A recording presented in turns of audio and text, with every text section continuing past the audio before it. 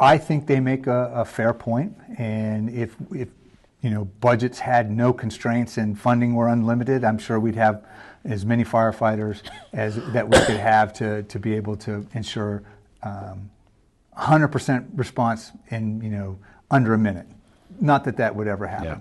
but I think this is an issue that a lot of communities are facing.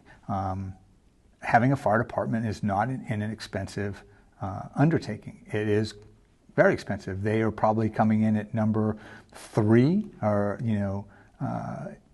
where budget lies, maybe even number 2 for department-wise across the total budget in total cost and expense. At the end of the day, we have to look at response times, equipment, apparatus, number of personnel that they have. And it's something that the chief and I, Chief Coleman and I, sit down and look at, and how do we figure out how to bring the right level of response to our fire stations. Are they correctly positioned in the town?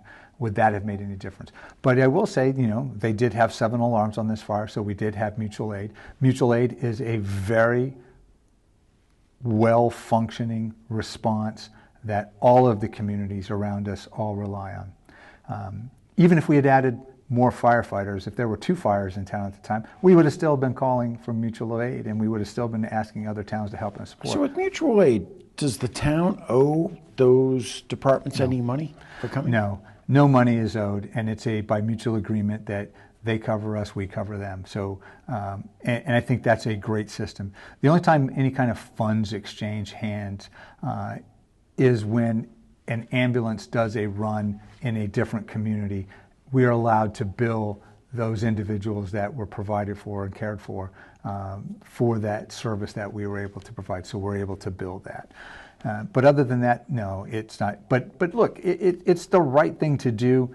And I think it's a good thing for municipal leaders to sit down and take a look at the manning. Look, North Attleboro is growing, right? And the firefighters in the union fairly puts the new developments on the table as a part of the consideration, and it's something that we look at. So the chief and I are going through.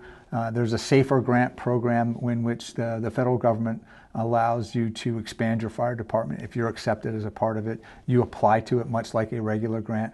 And if you're approved and accepted, they will fund a portion of the firefighter salary, fringe, and benefits for up to 3 years. And that provides you a good offset to be able to do it.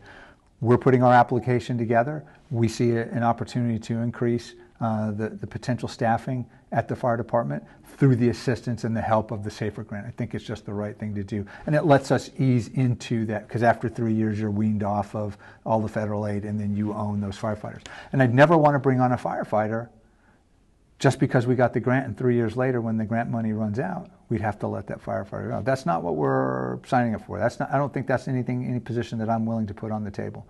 But what I am committed to is, let's look at the numbers, let's see what the manning looks like, let's see where we can make improvements. Are there anything that we can do within the organization that might provide some relief? But the truth is, if you're out on calls, and our 2 ambulances were out on different runs and at Sturdy Hospital, so that put 4 firefighters out, and so we had 9 members there that came in, and then mutual aid flowed in.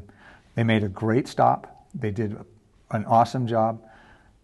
Absolutely, you couldn't be more proud of a department and the professionalism that they brought to the table that day.